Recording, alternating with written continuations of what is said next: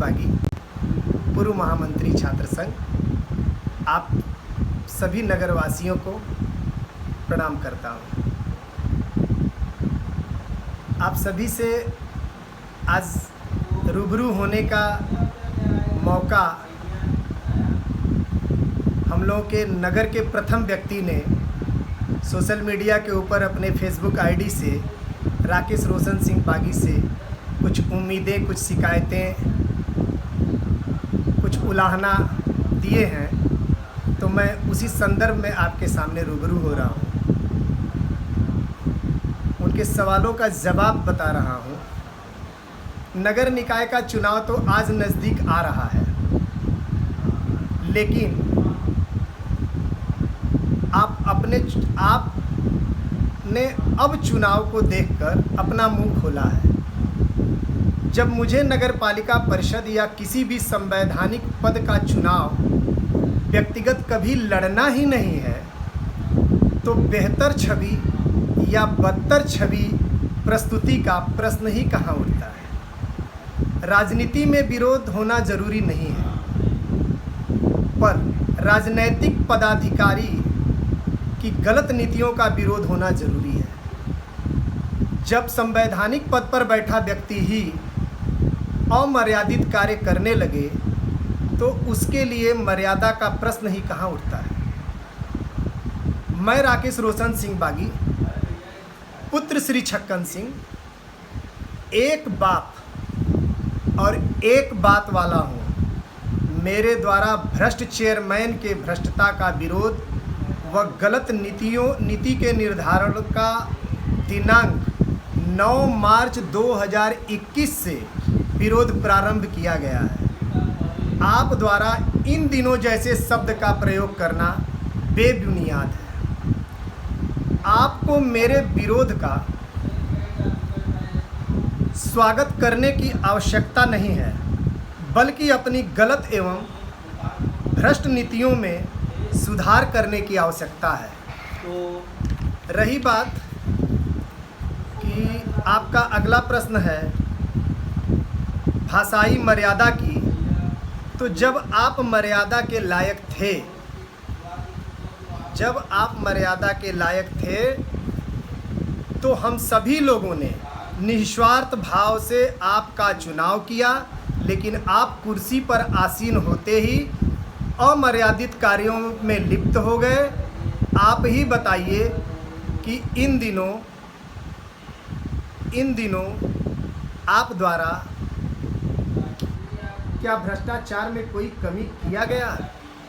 लेकिन मेरा दूसरा सवाल आपसे है कि अगर दिन को दिन न कहूँ, रात को रात न कहूँ, माँ को माँ न कहूँ, बाप को बाप ना कहूँ और भगवान को भगवान ना कहूँ, भ्रष्टाचार करने वाले को भ्रष्टाचारी ना कहूँ, नगर विकास का पैसा गबन कर जाने वाले चोर को चोर ना कहूँ, तो और क्या कहूँ। इसी बात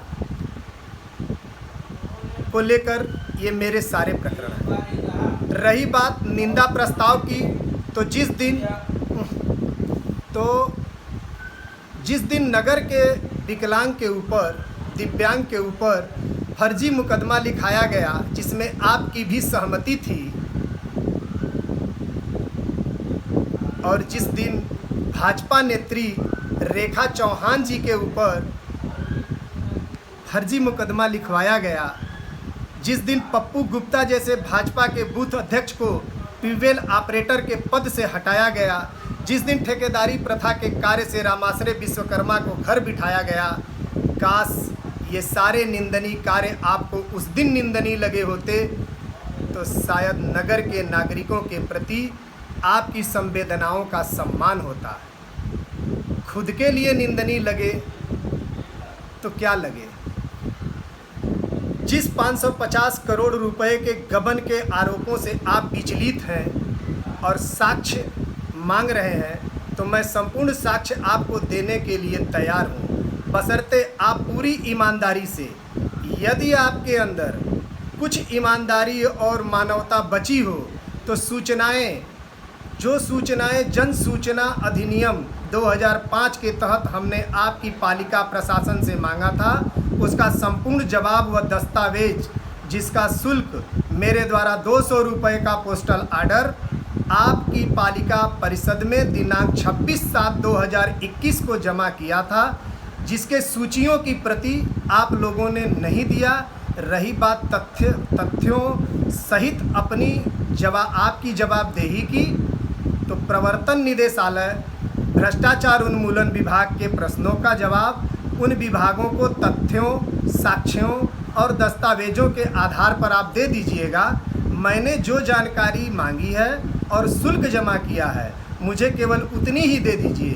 रही बात कि आपके कुछ सवाल मुझसे होने हैं, तो वो सवाल व्यक्तिगत हैं या सामाजिक हैं, और क्या है कि आपको यह भी निर्धारित करना होगा कि क्या मैं किसी संवैधानिक पद पर आसीन हूँ या नगर का सामान्य नागरिक हूँ आपकी नज़रों में। यह भी आप निश्चित कर लें, खुले दिल और खुले मंच पर, फेसबुक पर ही क्या, किसी भी पटल पर मैं आपको व आपके सवालों को फेस करने के लिए हर वक्त तैयार हूँ। रही बात आप द्वारा दी गई चुनौती का, तो चुनौती बराबर वालों को दी जाती है। योद्धा अपने बराबर वाले से करता है। आप नगर के प्रथम व्यक्ति और मैं नगर का अंतिम व्यक्ति, आपका और मेरा मेल ही क्या है। फिर भी मैं आपकी चुनौती को सौहार्द स्वागत करता हूं और PDDU नगर के समस्त संभ्रांत नागरिकों व नवयुवकों को पुनः एक बार प्रणाम करता हूं। धन्यवाद।